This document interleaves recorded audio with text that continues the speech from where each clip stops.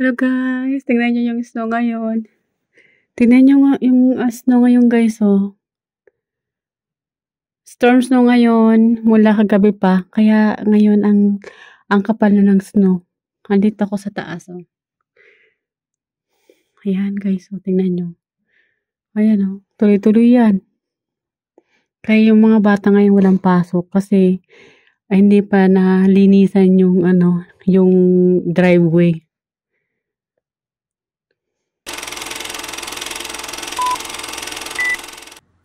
Hello mga ka-dreamers! Welcome back to my vlog. Hello everyone! For today's video, share ko sa inyo kung paano mag-renew ng Caregiving NC2 ngayong 2024.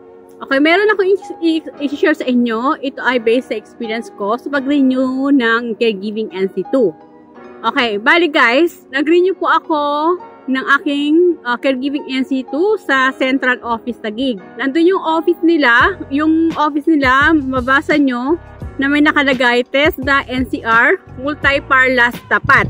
No kayo papasok sa building na yon or sa office na yon para kayo ay ma-assist sa pag-renew nyo ng Caregiving NC2. Ano-ano mga requirements ang dapat nyong dalhin kapag magre-renew kayo ng inyong mga Caregiving NC2?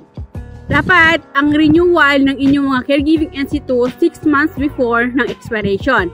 Pero yung sa akin, based sa experience ko, may expire yung aking NC2 na ang December 2024. Pero nag-renew ako ng January 2024. Actually, nakiusap na ako na i-renew na yung aking Caregiving NC2 kasi nga wala na ho akong chance na may renew ko 6 months before ng expiration. Kasi kailangan kasi yan, kapag magre-renew kayo ng inyong Caregiving NC2 ay dapat ho kayo mismo ang mag-asikaso niyan. Kasi mag-ano kayo doon, mag-i-signature kayo para magkaroon ng signatures yung inyong yung bagong Caregiving NC2 nyo. Kapag magre-renew kayo ng inyong Caregiving NC2, dapat may mga dala ho kayong mga certificate of employment or reference letter na nagamit nyo yung inyong pagiging caregiver within 5 years bago ma-expire yung inyong Caregiving NC2. Okay, bali, nung nagpunta kasi ako guys, syempre, yung contract na dala ko ay as a housekeeping aide dito sa Canada. So, hindi pa kasi nakanani yung work permit ko. So, ngayon, dahil hindi ho siya aligned dun sa pagre-renew ng Caregiving NC2 ko kasi nga housekeeping aide eh. So, ngayon, sinabi ko naman dun sa guard, tapos yung guard naman, kinausap muna yung dun sa counter na ganun nga. Tapos, sabi ko naman na meron akong certificate o meron akong contract sa Hong Kong na ako ay nag-alaga ng matanda. Okay, in-accept po nila yung guys. So ngayon, ipinakita ko yung aking contract sa Hong Kong mula 2021. Okay, tapos Xerox nyo lang, mag-ready na kayo ng inyong mga Xerox copy ng inyong mga certificate of employment or meron kayong reference letter na meron nakalagay doon na kayo ay talaga nag-alaga ng matanda or bata. Siyempre, kailangan nyo din dalhin yung original copy ng inyong Caregiving NC2 kasi kukunin nila yan. Okay, magtabi na lang kayo ng inyong mga Xerox copy para meron pa rin kayong hawak. Tapos, kailangan nyo din ng 2x2 picture. Okay, passport size, colored. And then, pagdating nyo dun sa office na yon, mayroon dun guard. Ibigyan kayo ng form, tapos i-fill upan nyo na lang. Tapos kapag na-fill upan nyo na, ibibigay nyo na dun sa guard yung certificate of employment or reference letter, NC2, original copy, and then yung 2x2 pictures nyo. Tapos, kapag naibigay nyo na yun sa guard, antayin nyo na lang na matawag kayo kasi meron kayong babayaran na 100 pesos. Okay, kapag nabayaran nyo na yon, yung pag-renew ng inyong Caregiving NC2, ay maghihintay na lang po kayo para tawagin doon naman para sa pag-e-signature nyo. So, madali lang. Pag magre-renew kayo, maghintay lang kayo ng more than 1 hour, maasikaso na po at matatapos na yung inyong pagre-renew ng Caregiving NC2. So, ganun lang kadali guys, yung pagre-renew ng inyong mga Caregiving NC2.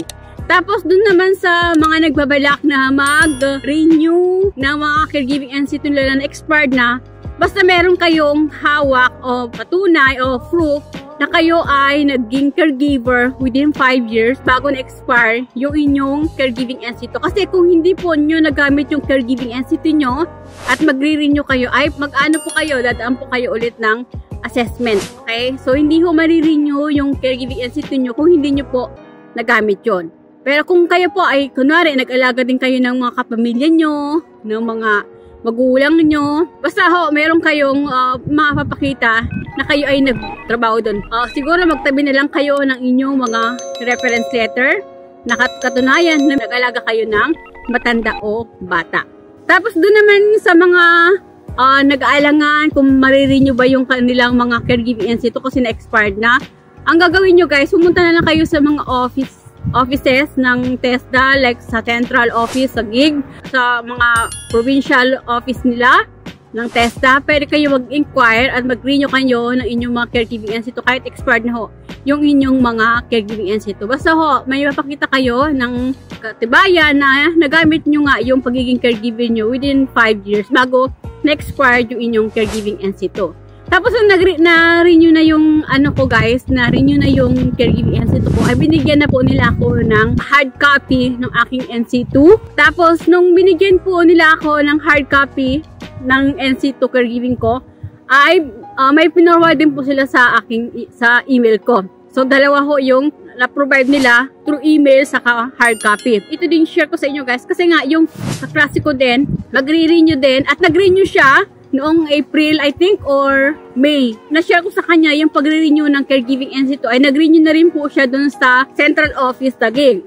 Kaso, nung time na yon, nung nag-renew siya ng kanyang caregiving NC2 ay hindi ho siya nabigyan ng hard copy ng kanyang caregiving NC2. Sabi daw po ay through email na lang yung pagre-release ng caregiving NC2 renewal. So, wala ho siyang nakuhang hard copy ng kanyang caregiving NC2. Through email na lang po, pina-forward ng TESDA. Ewan ko lang ho ngayon kung ganun pa rin yung patakaran nila na hindi na nga sila mag-provide ng original copy, ng hard copy ng caregiving NC2. Kasi ngayon nga nangyari sa friend ko na hindi na nga ho siya nakakuha ng hard copy ng kanyang caregiving NC2. Pero nung nag-renew ako nung January 2024, ay meron ho akong hard copy ng aking caregiving NC2. So, ganun lang guys, kadali mag-renew ng caregiving NC2. Mag-prepare lang kayo, ulitin ko yung mga dapat yung ihanda. Kailangan meron kayong certificate of employment or reference letter, contract na patunay na nagamit nyo yung pagiging caregiver within 5 years bago ma-expire or bago na-expired yung inyong caregiving NC2. And then, huwag niyong kakalimutan, dalhin yung original copy ng inyong caregiving NC2 kasi kukunin po nila yan. And provide din po kayo ng 2x2 picture, passport size, colored. And then fill up form. Kapag na okay na po lahat, bibigyan nyo na sa guard. Kapag nabigyan nyo na sa guard, ibibigyan na lang po ng guard sa counter yung inyong mga papel. Tapos, antay na lang kayo natawagin para bayaran nyo dun sa counter yung inyong renewal ng inyong caregiving NC2 na 100 pesos. Tapos kapag nakabayad na kayo, ay wait nyo na lang din na tawagin kayo for e-signature naman. Kapag naka-e-signature na kayo, ayun na ho, antayin nyo lang para ma-release ho yung inyong renewal ng inyong caregiving NC2. Okay, try nyo na lang kung mabigyan pa kayo ng hard copy ng inyong caregiving NC2. Kasi nga, yung friend ko nga ay wala na akong hard copy ng caregiving NC2. Through email na lang. So, ganun lang guys. Na-share ko lang sa inyo kung paano mag-renew ng caregiving NC2. Madali lang. Madali lang ho. Hindi ho kayo abutin ng ilang oras sa pag-renew ng caregiving NC2. Kasi ang caregiving NC2 guys ay napaka-importante kapag mayroon ho tayong hawak niyan. Kasi nga po, ay pwede ho kayo makapag-abroad, magagamit nyo yan. Additional documents nyo yan na madali kayong ma-hire as caregiver. Okay? Kasi ay nire-recognize po yan ng ibang bansa. Kahit ako dito, nag-apply din na po ako as nanny kahit wala ho akong basic experience sa pagiging nanny. Pero dahil meron akong caregiving NC2 ay na-approve po yung aking work permit. So ngayon po, 35 nanny na po akong dito sa Canada. So nag-housekeeping aid lang ako within 1 year. And then ngayon po ay nanny na po ako. So maganda ho talaga na meron kayong caregiving NC2. yan guys, ang advantage. So, meron tayong caregiving NC2. So, napakaganda po yan kasi kahit saan ho kayo sa pumunta, basta meron kayong caregiving NC2. Yung iba nga ho, kahit wala akong experience, basta meron kayong caregiving NC2, ay pwede ma-hire po kayo magtrabaho sa kanila, mag-alaga ng matanda or bata. So, huwag niyong pabayaan yung mga caregiving NC2 nyo. Make sure po na magamit nyo siya within 5 years para ho hindi siya maboid. Kasi kapag na hindi nyo ho nagamit yung caregiving NC2 nyo within 5 years bago na-expired, ay dadaanan naman ho kayo sa assessment. Magbabayad na naman po kayo. Saka mag-aaral na naman ho kayo kasi nga po, babalikan nyo yung mga ginawa nyong actual demo during assessment. So, anuhin nyo guys, ingatan nyo yung caregiving NC2 nyo kasi malaking tulong ho yan para maging caregiver ho kayo sa ibang bansa. Okay? So, yun lang guys, na-share ko lang sa inyo kung paano mag-renew ng caregiving NC2 sa Metro Manila. Pwede kayong pumunta sa Central Office Taguig. Doon po kayo pwede mag-renew ng inyong caregiving NC2. Ito yung TESDA NCR Montay Parlas Tapat District, Building 8. Okay, dito ako guys nag-renew ng aking caregiving NC2 dito sa building na to. Building 8, hanapin nyo lang guys, Building 8. Kapag pupunta kayo dito ng Taguig City, nandiyan lang, dito lang po sa lahat po ng mga NC2 na pwede nyo pong i-renew, ay pwede po. Dito lang po kayo punta sa Building 8 para sa renewal ng any NC2 po na need i-renew. Dito lang po kayo pupunta guys. Ayan. Nakita ko sa inyo, Building 8 and TESDA NCR. Ayan. Dito to sa TESDA Taguig Central Office. Ayan, no? Vicinity map of TESDA Central Office. Dito po to guys sa Taguig. Ayan na. So, yun lang guys. So guys, if you find my video helpful, please subscribe naman po and do like and share na rin po kung nagustuhan niyo po yung mga video ko at nakakatulong po sa inyo. Please, pakiclick naman po yung bell notification para ma-notify po kayo sa mga bago kong video. So, yun lang guys. Thank you for watching. Bye. God bless us all.